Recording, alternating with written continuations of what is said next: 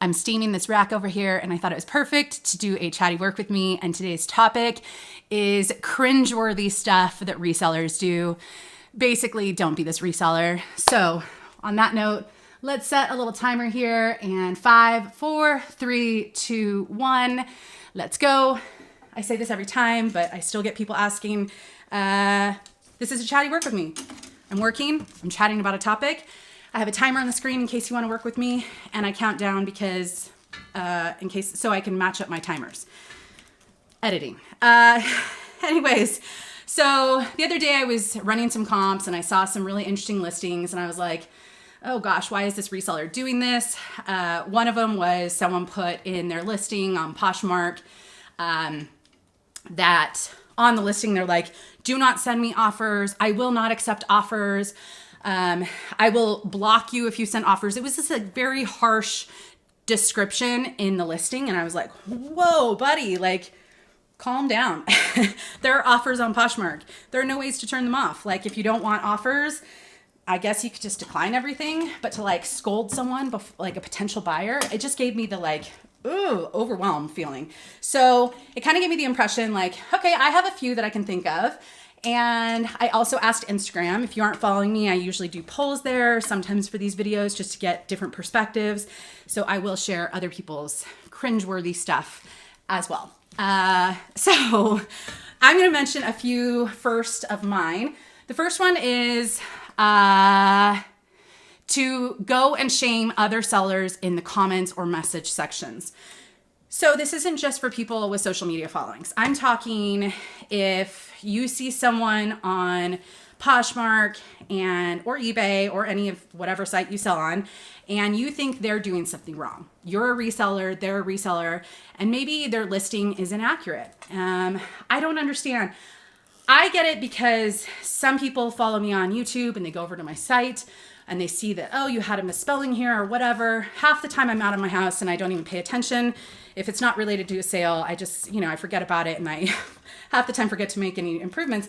I get that some people look at my closet, but I do wonder, you guys can let me know, if you don't have any social media following, do you ever get those sellers, other sellers that are like, hey, just a heads up, this is inaccurate in your listing. You might want to correct it. You're going to be, maybe get a return or something that's like kind of condescending. I don't know why it bothers me so much of like, if someone is listing something inaccurately, so be it. Like, hopefully buyers can do their own research. And if they are doing something wrong, buyer could always maybe return it if it's inaccurate.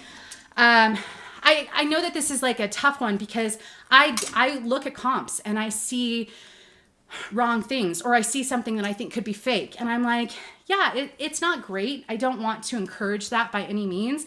But I also just think the time it takes for me to go and message some random person that their listing is wrong, it's A, time that I could be spending on my own stuff, but B, they probably won't even listen half the time. They probably just don't care. Maybe some of them are intentionally doing that stuff. And I just think it's probably best to just stay in your own lane with your own business. Even if you think you're being helpful, it could be someone that genuinely doesn't know. Or you could be wrong too. Like, honestly, there have been times where I've looked at something and I'm like, that looks kind of fake, but I'm not 100% sure. And it's not my place to really ask any questions because I'm not seriously interested in buying it. If I were, maybe ask the questions, but I don't know. I just think sending comments or messages to other sellers, even if you don't think it's shaming them, even if you think you're being helpful, I just think it's not necessary. And for me, most of the time, I just ignore them because most of the time, like I said, I'm out of my house and busy. And so I just forget about it.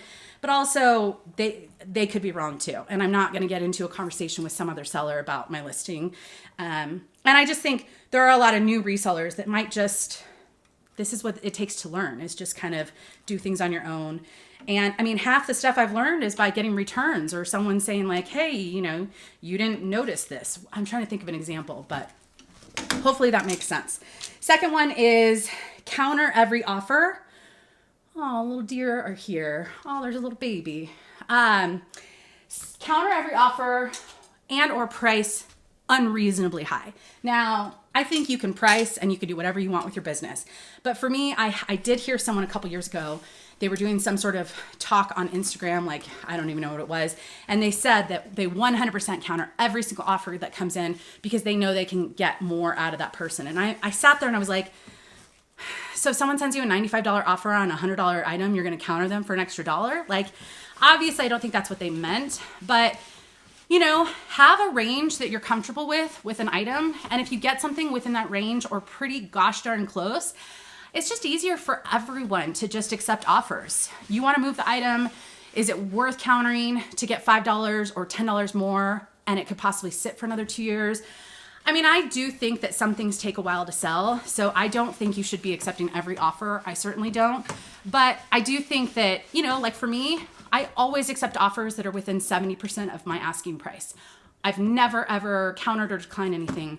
And I say that here knowing people follow me and that, you know, but I also, and that's even if it's like just listed yesterday. Now, there have been times where I'll list something and I get like 3 offers right away. And then I go and recheck comps and I'm like, oh crap, I priced this way too low. Let me take down the listing and make a correction. I have done that before.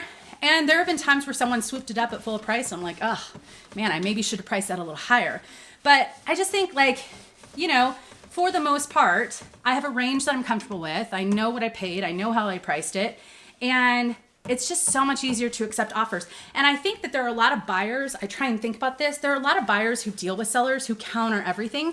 So those are the same buyers that potentially come at us with really low offers, assuming we're all gonna counter.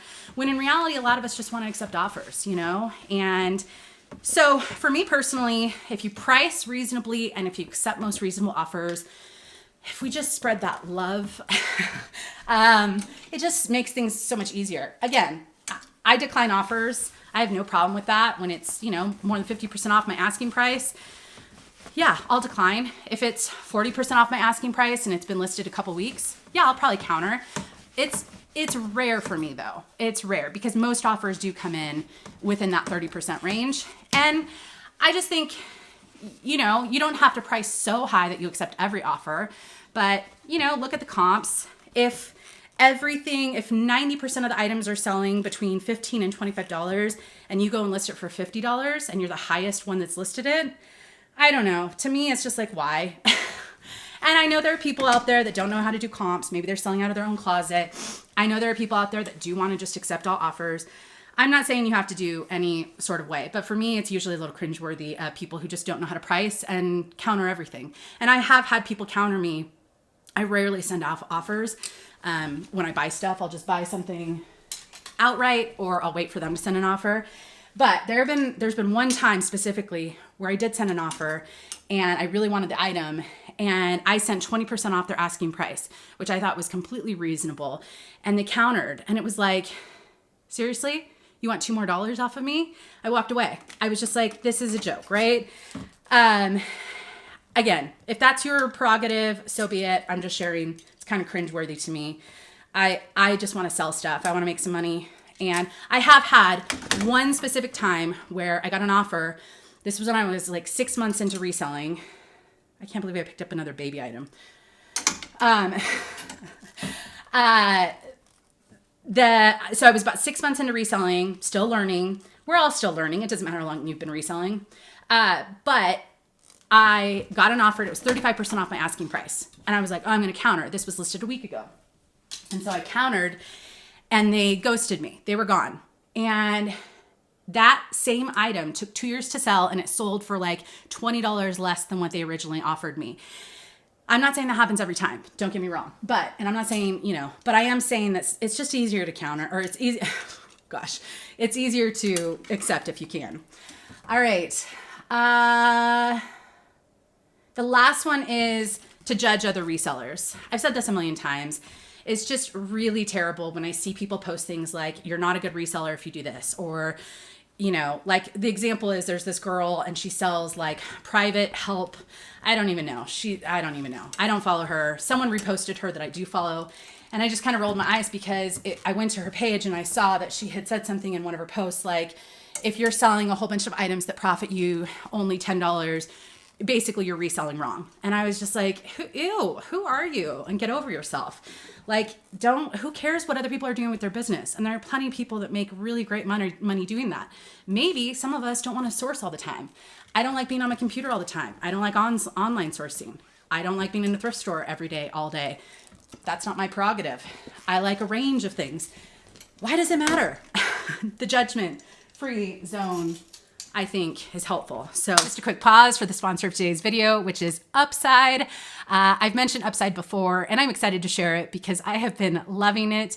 I started using Upside about a month and a half ago, and it is a game changer, almost too good to be true, but it's not. It's actually real. Upside is a free app that you can use for cash back. So for me, I drive a lot to go thrifting, to go camping, to go see family. So I can get cash back every time I go fill up my gas tank, which has been so meaningful this year after the high gas prices. And they're still high in California. Our gas prices are still around that $5 mark. So it's really helpful to get some cash back. I also eat out when I go out of town to go thrifting. And these days, all you have to do is just open the app, find a gas station or a restaurant nearby. You claim the offer, you go to the place, you check in. I don't even have to upload a receipt. I am so lazy when it comes to this stuff, and they make it so easy because it's just connected to my cards. So that's really convenient. Right now I have $40 in my account after only a month and a half, and I haven't done anything different, which is something I love. And with $40, I think I'm gonna actually save up until I have about $300, and I'm gonna get 2 nights at a hotel and just have a fun little mini vacation. I do a lot of camping, but sometimes it's nice to stay in a hotel as well. So I'm excited to get to that point, and I think I should be able to get there hopefully next year. And it's just so easy. So if you haven't tried it yet, to get started, you can download the free Upside app in the App Store or Google Play Store. You can use my promo code COMMONTAGS and get $5 or more cash back on your first purchase of $10 or more. And it's super easy. You can withdraw the money at any time to your checking account, to your PayPal account, or you can even choose their gift card option. So lots of options for you. But for me, I'm building up my little bank account, my little cashback account, and I'm gonna be so excited to get a hotel for a couple nights and just treat myself for basically doing nothing. So I'm loving it. I think you guys would too, and it's free to try. So be sure, there's some information down below. Be sure to check them out. And Upside, thank you so much for sponsoring another video. I'm loving your app, and I'm gonna keep using it because I love cash back. So back to the chatty work for me. All right, so those were the main ones for me. Price reasonably, accept reasonable offers, keep things easy, don't shame other sellers, and don't judge other resellers. Like, I feel like a lot of this is common sense, but all right, so I do have I asked on Instagram some of your guys' opinions on cringeworthy stuff that other resellers do. Keep in mind, I will share if I agree or disagree with it, but these are just from other people. So first one is a reseller who asks you to share their closet. Basically they said, leave my notifications alone. Yeah, 100. I mean, I hate notifications. I have notifications turned on for comments and offers, and that's it. So when I get a comment, it's like, what are those things called? Party host pick things. I get a whole bunch of notifications that are so unnecessary, and I'm like, if I could opt out of host picks, I would, but I can't as of right now. But yeah, I think asking another seller to do something, that's no. It's kind of like asking someone on YouTube to like, hey, spam them in the comments and say, hey, come check out my video. It's like, that's not how you grow on YouTube, and that's not how you grow as a reseller, by asking other sellers to do stuff. Now, there are things that you can do on Poshmark specifically to get involved with the community, be in tune or in sync with some people who don't mind. There are groups on Facebook of like share groups and stuff like that. If you think that that's something you want to try, have at it. I never tried any of those. I wouldn't try any of them. I'm not interested. Yeah, but don't go into someone's comment section on Poshmark or any platform and ask them to do something like share your closet. It's just not cool. I agree with that one. All right, this one, I can't believe someone said this happened. I'm not on Whatnot. I never have downloaded the app. I'm not interested. I have a little video on it. Won't talk about it here. They said that some reseller was asking people to buy my kid diapers on Whatnot buy it now section. I don't know what buy it now on Whatnot is. I don't know what that means, but I mean, honestly, I have a thing like some people want to send me something like buy Luna treats or something. So I did the, what is it called? Buy me a coffee. And it goes to Luna's treats. People seem to like Luna when she's on, which she'll be at the end of this video when I go play with her at the end. But you know, like I know what that's like to kind of, you know, maybe want to support someone. Diapers, I don't know. I mean, treats to me is like, that's like a bonus for something. It's not a necessity. I feel like diapers are a necessity. And I feel like asking people to buy your necessity for you, I don't know. I can't really comment on this one because I don't know Whatnot and how it works. But if someone is asking people to buy them diapers, why not just ask people to buy your stuff and then you can use that money to buy your own diapers? Is that off? I don't know. But I don't agree with this. I don't have to buy diapers, but if I did, I wouldn't ask. Yeah. Comment on my listing saying I won a prize and I can buy an item of theirs for X% off. Absolutely not. Absolutely not. No. You haven't won a prize. They're trying to do some sort of marketing scheme of, not even scheme, but like they're trying to get people to come to their closet and buy stuff. Just, no. I don't even know what to say about that. But like, just list more stuff if you want to sell stuff, or drop your prices if you want to sell stuff, or like, but don't go into people's comment sections. Just don't. It's tacky. And does it work for anyone? I'm sure it has worked for some people because they wouldn't continue to do it if it didn't work. But man, and some people, like, I don't really like the trade requests. I've said this before. I'm not here to trade. I rarely buy stuff. Usually when I do it for myself, it's on a thrift store, or if it's something specific, I'll buy it online and I just go and buy it. But I don't like people trading. Some people, that's their thing. That's what they want to go on a Poshmark. They want to just keep moving around clothing. So be it. I don't know. Jeez. Okay. Posting videos of them breaking into abandoned houses looking for vintage clothing. I don't know who you're referring to. I don't watch a lot of resellers on YouTube. So I'm assuming this is a reseller on YouTube. And I don't think that's good to break the law on camera. So I'm going to say, yeah, I agree with you. I don't think that's right. I think that a lot of these are like YouTube or video specific because that's where you see a lot of resellers making videos. But yeah, I think that's probably very wrong. Just abandoned houses, it's still trespassing. Absolutely not. Don't break the law. Just go look for vintage clothing in regular places. Complaining excessively about buyers on social media. It's unprofessional, is what this person said. I agree with this. Now, I will say, I remember, I'll shout out McThriftsy because she's one of my favorites. Has been, people ask me who my favorites are. I mean, they're pretty obvious. Amber Resells, McThriftsy, Ginger Marvin, to name a few. I'm sure there are others. Bob Buys. There are a lot, but I'm sorry if I didn't mention you. I'm just quickly going. But what are we talking about? Oh, I will say McThriftsy, one time when I was kind of new at YouTube, I remember her posting about someone who left her a negative YouTube comment. And I remember as a relatively new YouTuber getting negative comments on YouTube, which is just part of the game. I remember her posting about someone that told her that she needed to like eat a hamburger or something like that. And she was basically like, these comments aren't great. And I remember thinking like, I feel terrible for her, but I also don't feel alone. And I think the same with buyers. If some people share that sometimes they get lowball offers, or, you know, hey, I had this really negative experience with a buyer. I think sometimes sharing can be helpful for other people so they don't feel alone. Dwelling on something, not good. Like not good for anyone, because it's just kind of like, you can share something like, hey, this happened. I blocked the person, I moved on, but I wanted to share in case anyone else experiences this. Like maybe it's a scammer and it's a new scam. I think sharing can be helpful for other people. So I don't think it's bad to share that something hasn't gone right. But if your whole platform is complaining about buyers or dwelling on a bad buyer experience, yeah, I think it's just move on. Like grow up. We all have bad experiences. Don't dwell on them because it's not going to help the situation. You're probably looking for some sort of like people to chime in saying you're right in the situation. I get that feeling, and I don't want to like knock people. Like, we've all shared bad experiences, but I think just sharing once, maybe share once a month, limit it so you're not just always talking about the negative. Just because I do think those things can get really draining, at least for someone like me. I like to know that someone's human, that other people experience the same things as me.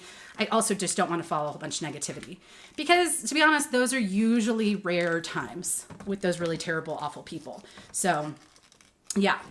Let's see. Use YouTube as Whatnot practice. They said it's annoying. Again, a lot of these were Whatnot. A lot of people don't like Whatnot. A lot of people love it. That's great. There's space for us all. I don't know how you use YouTube as Whatnot practice. Like, do you go on and like show your items and you're like, hey, I'm practicing for an upcoming Whatnot show?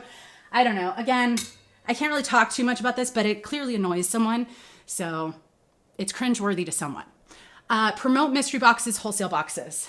So as someone who tried them very early in my days, because I thought that's what everyone did, and I was just learning by trying things on my own, I don't think everyone is wrong for doing them.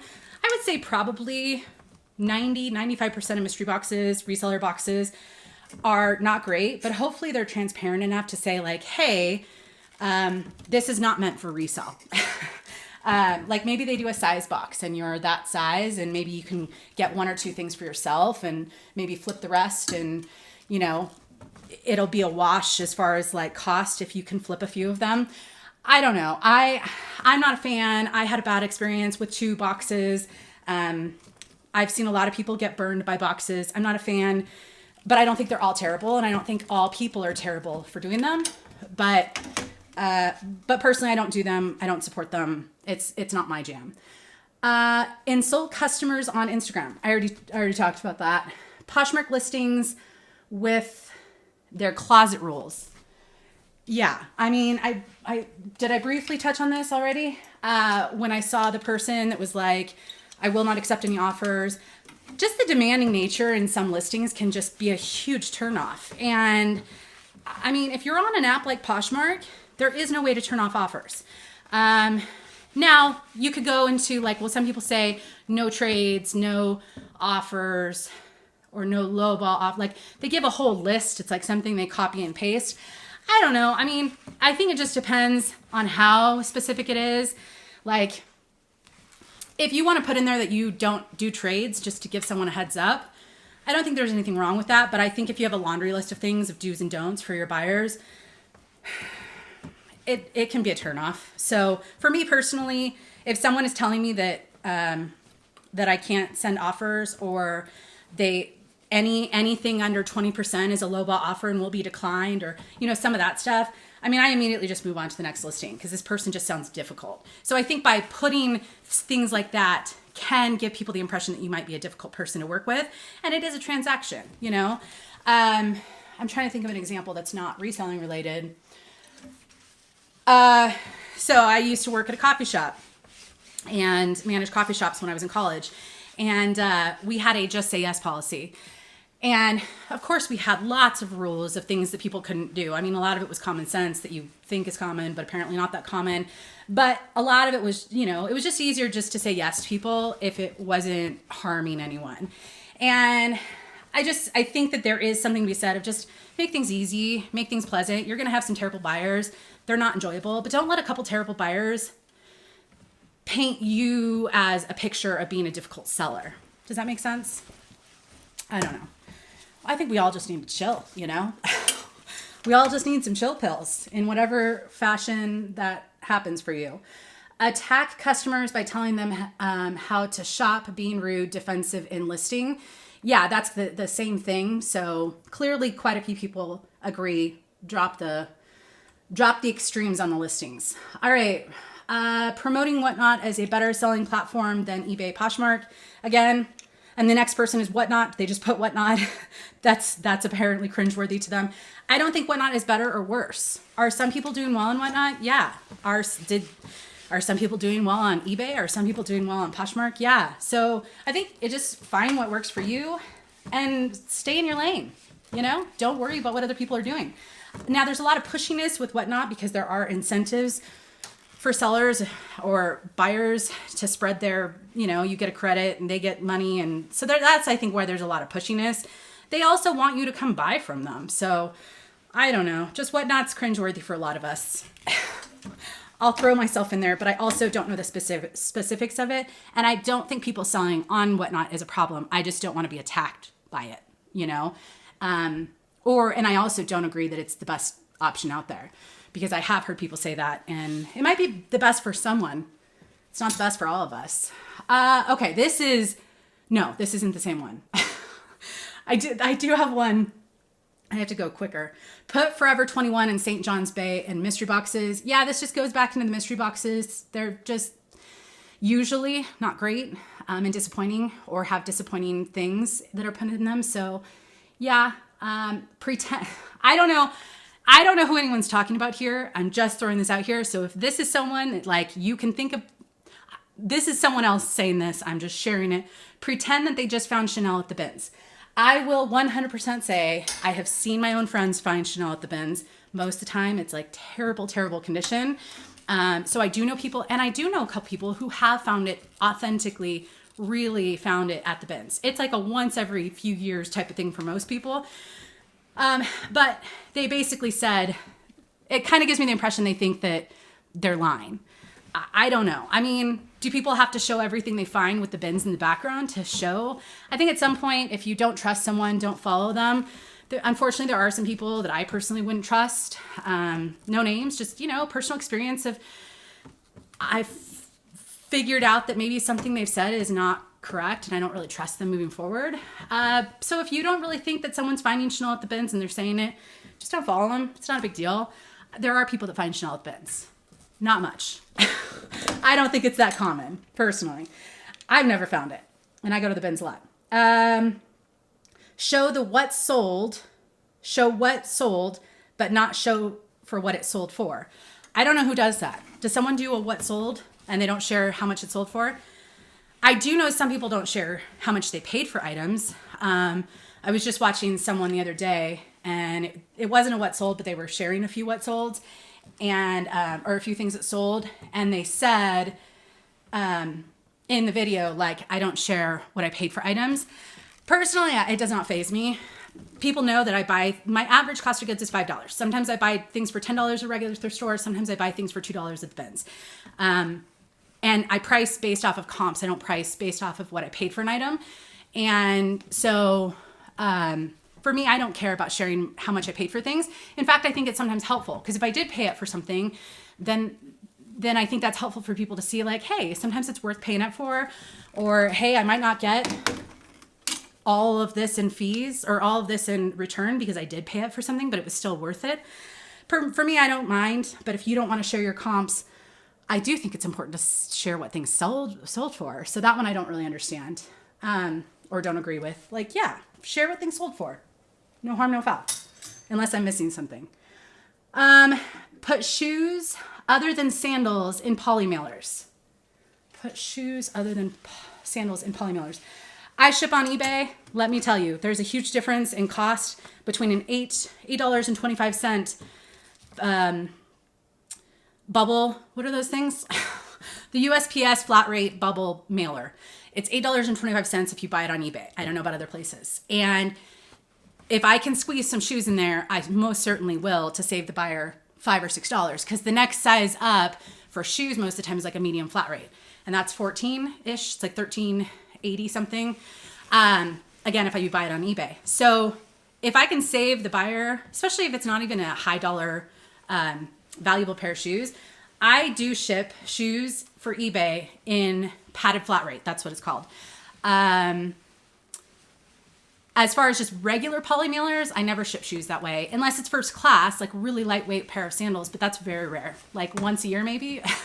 But yeah, ideally, like Poshmark, shoes always go out in boxes for me because I don't have to worry about the price.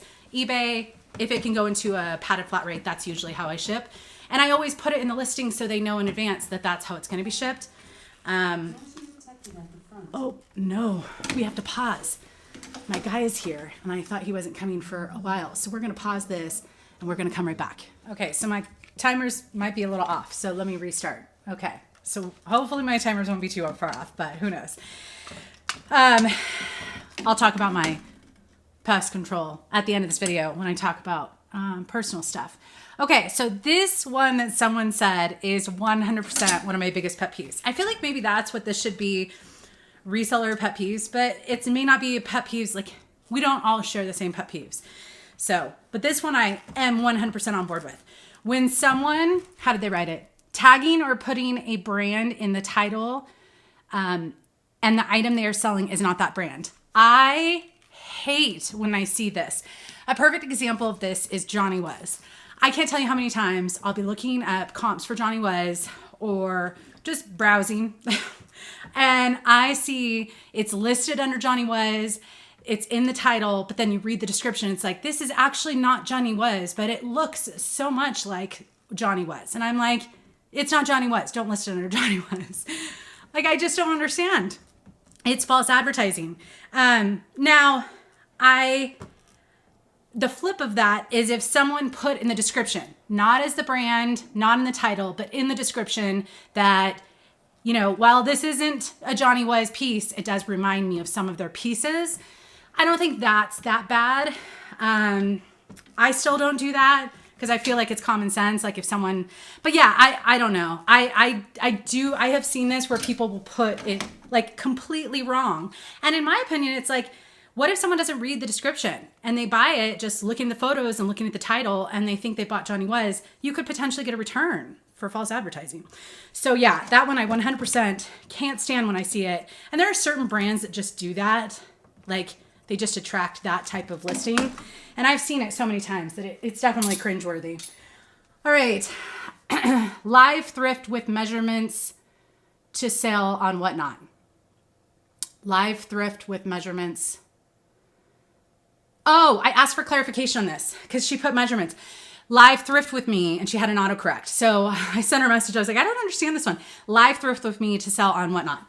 Now here's one. I don't need to know about whatnot to kind of have an impression on this. I actually don't mind this one.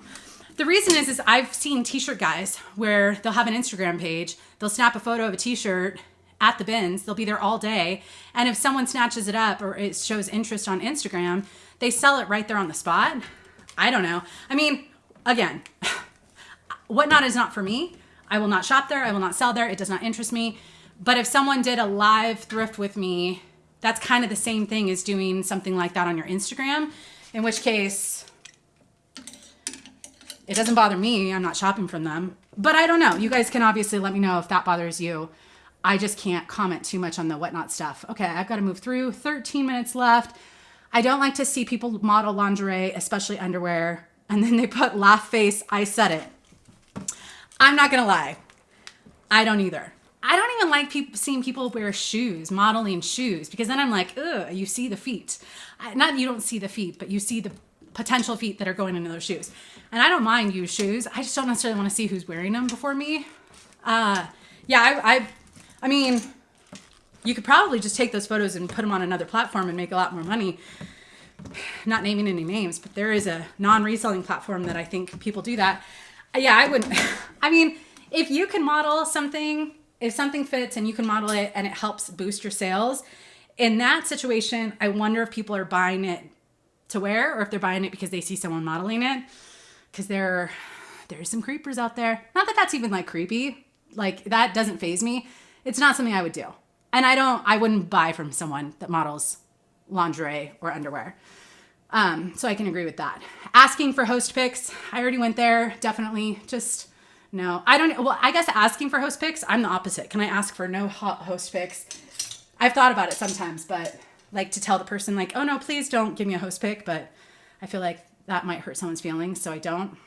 Lower the prices to button. I don't know what that one means. I think maybe they mean like lower the prices too much, like to bring down the value of things, in which case people can price any way they want. I don't know. That doesn't faze me. If there's supply, if there's no supply, if there's demand, oh geez. Yeah, it doesn't faze me how people price.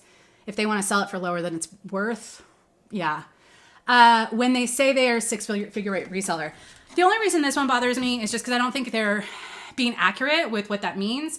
I also see like people who are like, I'm a 6-figure reseller, but then they also have help from their spouse, maybe an employee or two.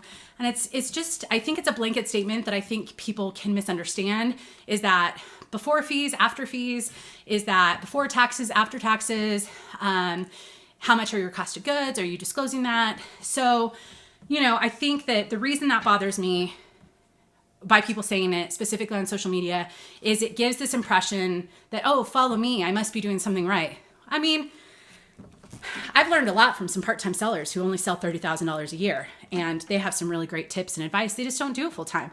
It's just a number, and it doesn't mean you're good or bad based off of how much you sell, because we don't know how much you're working. We don't know how much help you're getting.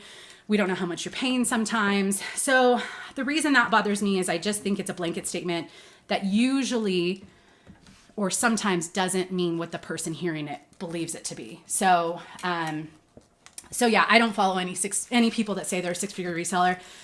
I do follow people who are 6-figure resellers that's all they do. They don't share it. You could just see based off of their numbers, not their numbers, but like you can see how much they're listing. They share that, maybe they share some of their what solds and stuff, but it doesn't, being a 6-figure reseller, there's just too many variables that I think are withheld. And it's unfortunate that people seem to think that that's a telltale sign that someone's good.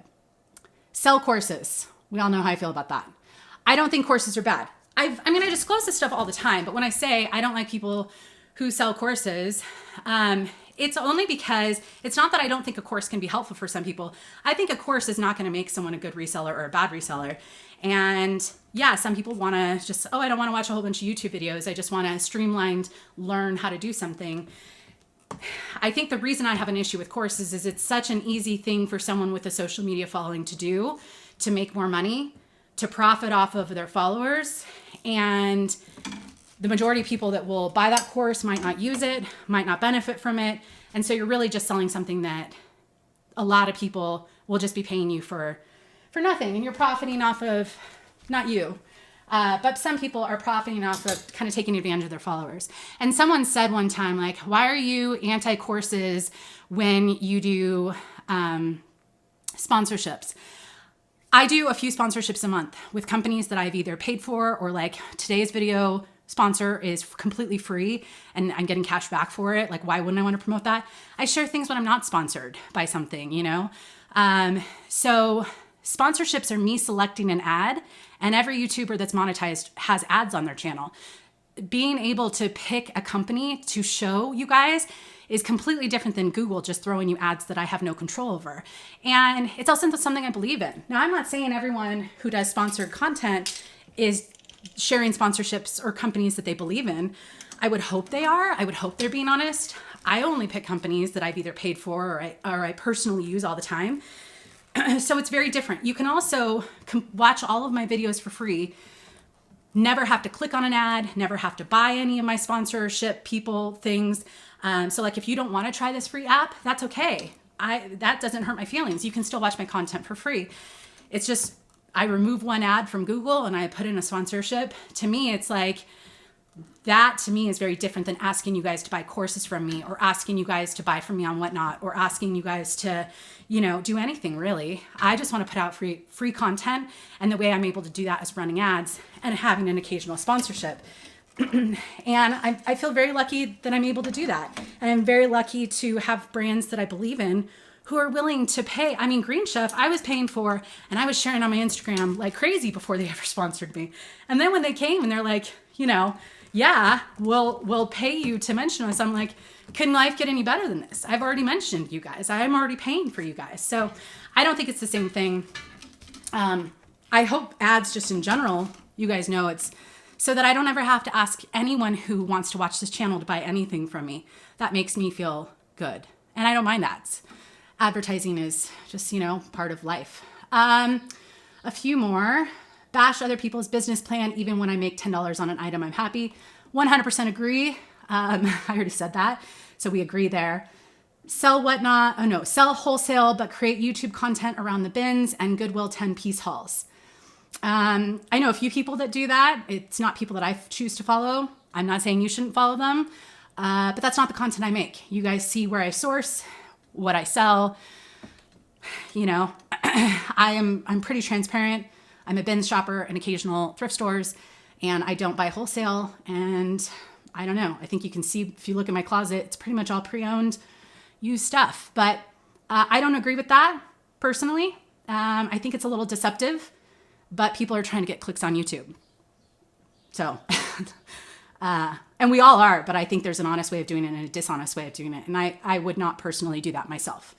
Blatantly say mean, hurtful things about each other online. Yeah, I can't stand the negativity. I don't agree with some people, but I'm not going to go on and bash them. I'll just not follow them and not acknowledge them. Let's see. I'm like, oh my gosh, there's a timer. I feel so stressed. Sometimes I just, I want to get to all of them, but I don't know if I will. Okay. When their listing pics have inspirational messages written on a paper in them. I have seen this a couple times. I'm not going to lie. I get a giggle. So I don't know. I mean, it's kind of like when I first started on Poshmark 4 years ago, people were putting all the like fuzzy blankets and little greenery in the background. I don't care if you think that's pretty, if you think that's going to make you happy and other people happy, have at it. If you think an inspirational quote. Now, I will say, if you get involved in, like, I personally wouldn't put something that's maybe controversial. That's just me. So, if you are believe a certain thing, maybe not everyone believes that, and you kind of put that in your business, it might be a turnoff to some people, but it's also your business, and people can choose not to buy from you. Film Chatty work with me. This one is Philly Flipper. He is a friend. He likes to push my buttons. If you don't follow him, Philly Flipper, he's great. He does mostly eBay hard goods type of stuff, but yeah, it is so cringe to do these. I agree. I struggle, as we can see right now. Let's see, brag about how many hours a day they work and how much harder they work than everyone else. I agree. I think the hustle culture is really kind of toxic. It's why I try to show boundaries for personally that I'm still trying to figure out, and it's taken me a long time to figure out. I think a lot of people who maybe want to go full-time or have gone full-time, it's hard and it's stressful. And so you tend to maybe become a workaholic, and then you share that to like prove to people you're working hard. For me, I just want to prove to people that I'm trying to be efficient with my work time and that I'm taking a lot of time off. And I've never taken more time off as a reseller than I have in the last 4 or 5 months, because I'm being more efficient with my time by using timers, by sharing that it's hard work when I work, but I also have more time off. I think time off and having work-life balance is really important. And unfortunately, there are a lot of resellers who don't share that side or don't share it enough. Like, I remember seeing someone who was like, I'm going on vacation. And then they said, but it's great that I can have my laptop and get a lot of work done on my vacation. And I'm like, is that a vacation? To me, no. I mean, it was like the other video I just put out recently where I was like, I was stressed because I was thrifting. I thought I could thrift for fun. And I think someone nailed it in describing why I was stressed. They're like, do you think it's because you wasted a vacation day by thrifting if you didn't find anything good? And that was 100% it. Because for me, as someone who doesn't thrift all that much, I need to find product when I thrift. And that's my mindset. It's not the same for everyone. Some people love to thrift on vacation. I am clearly not one of them. It's not a vacation because that is still work for me. Oh my gosh, the time. A reseller was told that the store did not allow shopping off the new racks. She spit on it. That's tacky.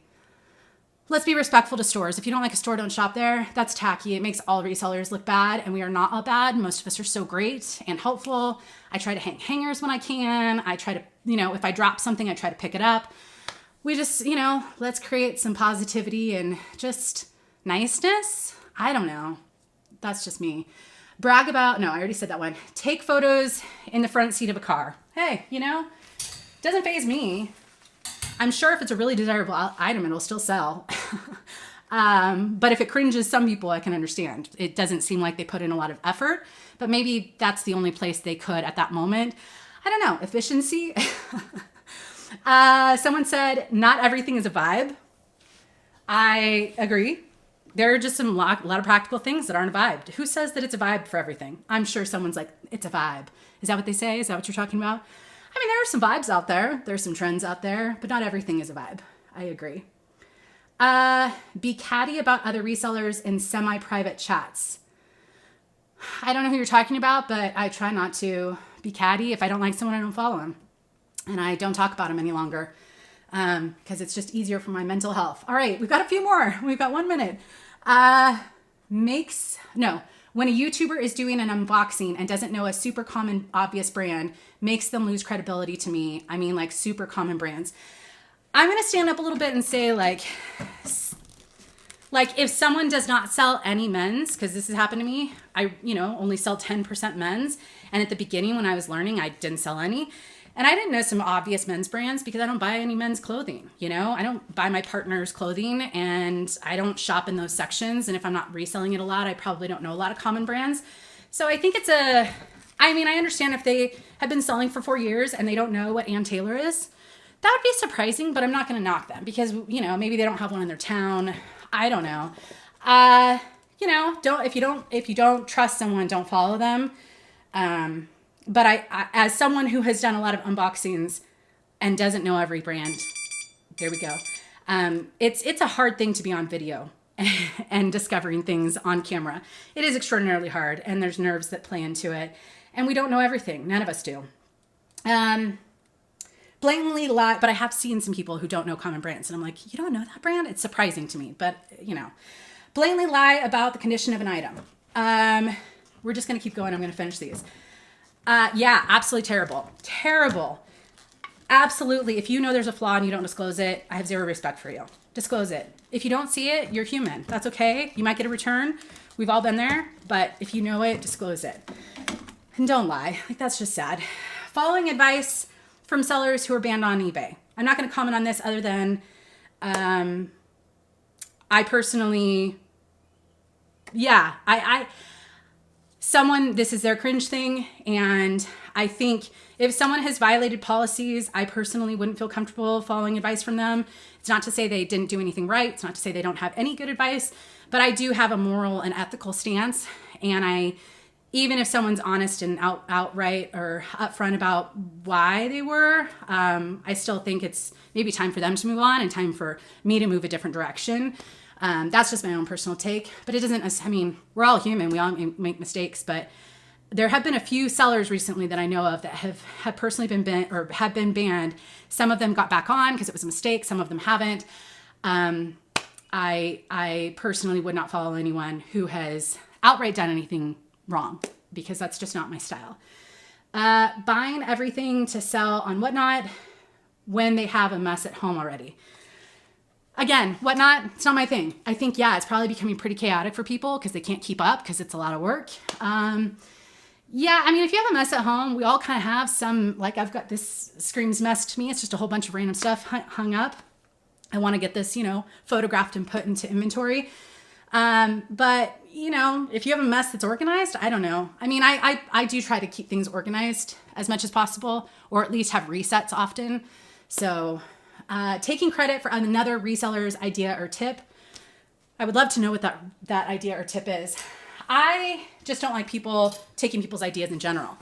I don't like when people outright copy someone on YouTube. I've expressed this. It drives me nuts. I came up with bins versus stores videos, and those have been copied a bajillion times. I think I was the first one to do box swaps in the reseller community, and those have been copied a bajillion times. And some of it's for fun, and I get it, but sometimes it's just like outright copy. Some people are copying Chatty work with me these days, and I don't understand it. I don't know. To me, imitation is not a form of flattery. I guess if they give credit, that's a step in the right direction, but taking credit for someone's idea or tip, I don't know who you're talking about. I know it happens all the time and everything, but all right, 2 more. Always talking about how well they are doing, and if we are not going as well, it's my fault. Oh, yeah. I talked about this recently. I think in my last, the best advice I've ever heard about reselling is, take a look in the mirror. If things aren't going well, and you're pushing the blame on everything else, but things are going well and you're taking all the credit, yeah, that's definitely cringeworthy to me. We have to own it when it's not good, and we have to own it, or we hopefully can own it when it is good. And then the last one, mom who resells saying it's too hard being a mom and reselling, quit complaining about it. I am not going to say anything about moms. I am not a mom. I am sure that is hard to manage. But I also have other things in my life that's hard to manage. I think we all have a lot to manage.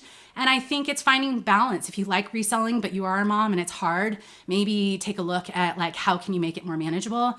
And I think that that's just kind of a reset mindset. If you're complaining about how hard it is, again, I don't follow any moms or to people that talk about being a mom and a reseller. My good friend Amber just had a baby, and I'm excited to hear about her little mom stuff, but I'm sure she's not going to, put it together, other than it will probably affect how much she lists and that stuff. But yeah, I don't like complainers. I guess I can agree with that. Make a change, try and make improvements. If you're really unhappy, just stop doing something. But on that note, let's go see the dog, take a break, have something to drink. There you go. I have to bribe the dog or she will go frolicking. So I'll try and maybe have this part a little bit shorter since I went over, but I wanted to get to all of them because although I don't necessarily agree with all of them, I just thought by sharing what other people find cringeworthy as just food for thought. But if you're wondering why I feel like I'm not scrambled. I'm just like in a rush today because I knew the Terminex guy was coming. And before anyone leaves a comment if they aren't good or anything like that, I have a house with termite damage. The previous owner did not take care of it. And I am on a annual insurance plan. So I pay a flat rate. And if there's any evidence of new termite damage, they cover everything under a flat fee. So even if their stuff treatments don't work, it's something. And I think taking care of my home is really important for me because I want to live here a long time. Or if I ever went to sell it, I wanted to make sure I'm taking care of it because, as someone who's now in real estate to a degree, I see a lot of homes that are just not taken care of and it's sad. So, I have just general maintenance and then I've got the termite once a year. And I thought they were coming a little bit later, but they came a little early and that threw me off. Also, I'm going to a Dave Matthews Band concert tonight. So it's one of the few artists I will go and see live and have just way too many times. I haven't seen him since before COVID.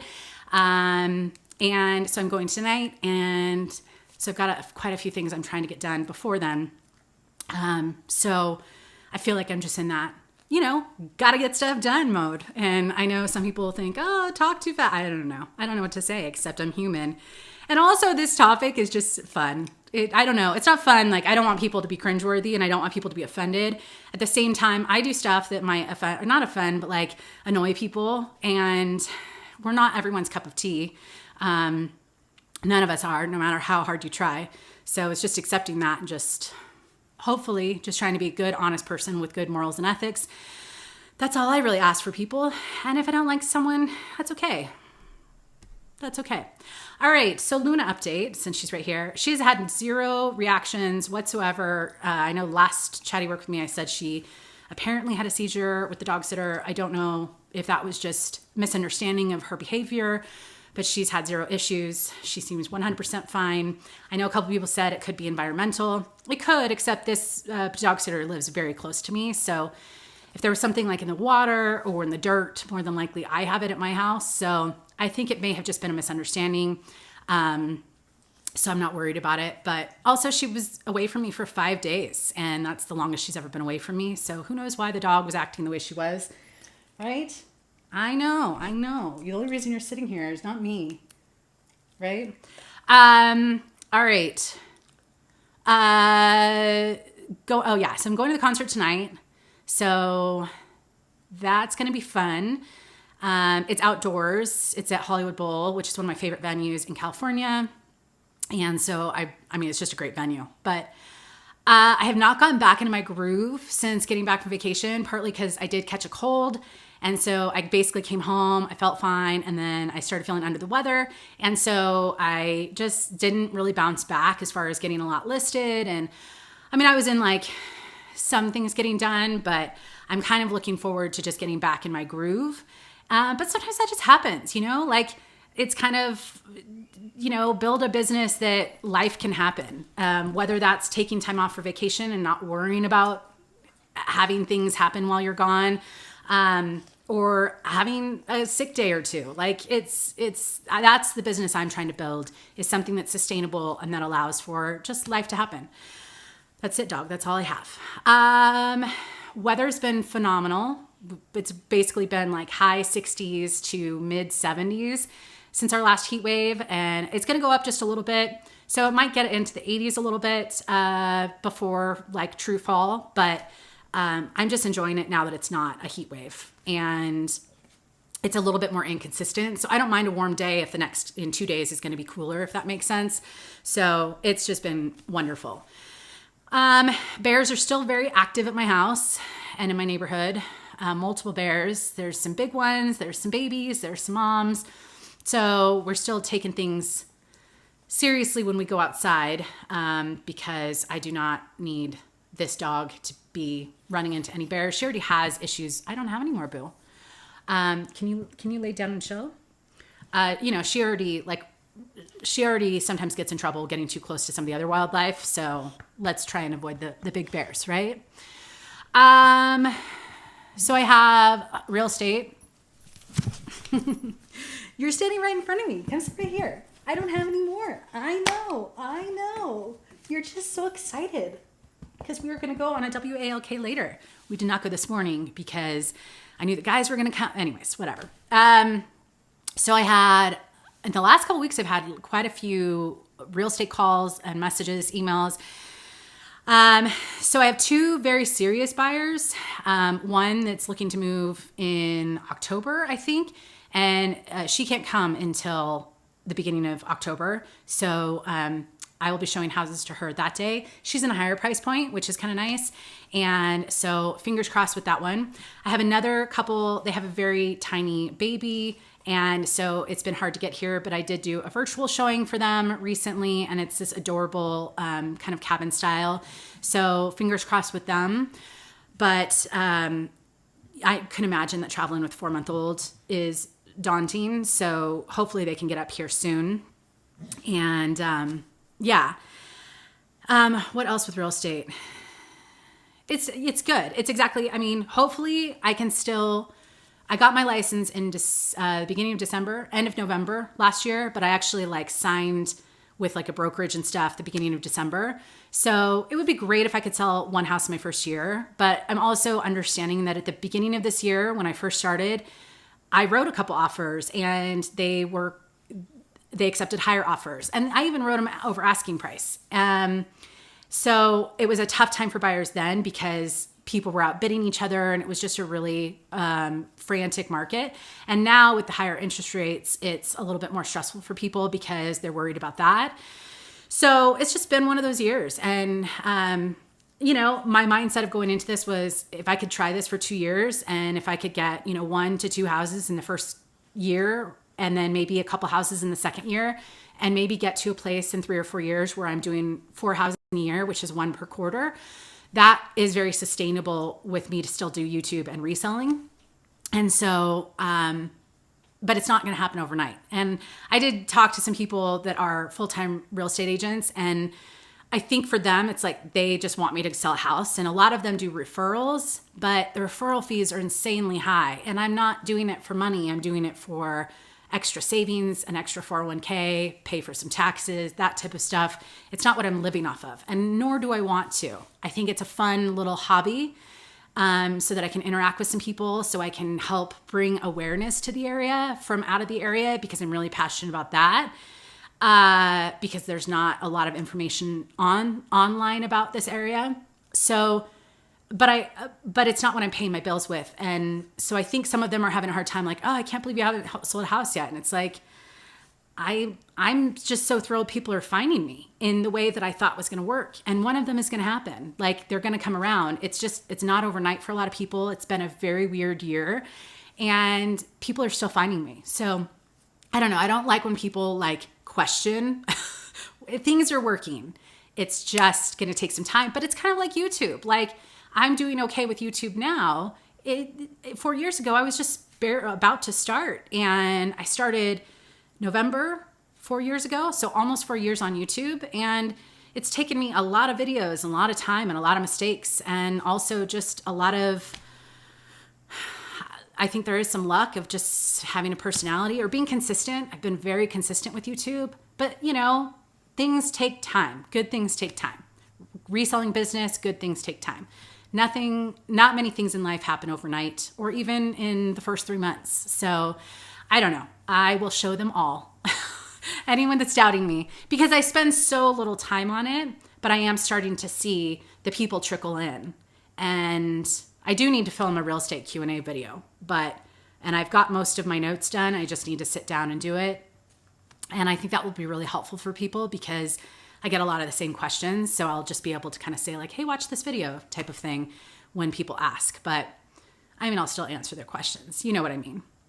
Maybe they'll ask me less questions if I have that video up. So, and it's a Q&A on the area. Like people ask about, do you have good Wi-Fi options? Are there any major hospitals? Those types of things. So let's see. I still need to finish on my second channel a vlog. I've been saying this for now weeks, but it's just the lowest priority for me because that's just kind of a for fun channel. And so I'm pretty close to having one of them completely done. I just have to do a little voiceover. And sometimes it's just funny that like, that'll probably take me 20 minutes to do, but then I put it off. I know we can all relate to that, but I'll finish it here soon. I'll get one up soon. I've been watching a show. I rarely watch movies or TV shows. I'm just not a TV person. Sometimes I'll find a series or something I like, but recently I had watched Elizabeth Moss, is that her name, the actress? They were coming out with season 5 of Handmaid's Tale, and I've been meaning to watch it. I did try to watch a couple episodes a while ago, but then I was like, let me just wait until the series is over. I know it's not over, but I finally sat down, and it was when I wasn't feeling very well, and so I just wanted something. And I don't pay for any streaming service. I get Hulu for free because I think it came with my Spotify. Anyways, so Hulu's the only thing that I have to stream, and I don't have cable. So I saw Handmaid's Tale, and I was like, I'll give this a go again. And oh my gosh, I am so addicted. I just finished season 2. Oh my gosh, it's not happy, but it is so good and scary. So good. And I didn't read the books. I kind of wish I had read the books now that I'm really enjoying it. But just really good. So I don't know if anyone out there likes Handmaid's Tale, but highly recommend it. It seems so extreme, but then you see correlation. Oh, geez.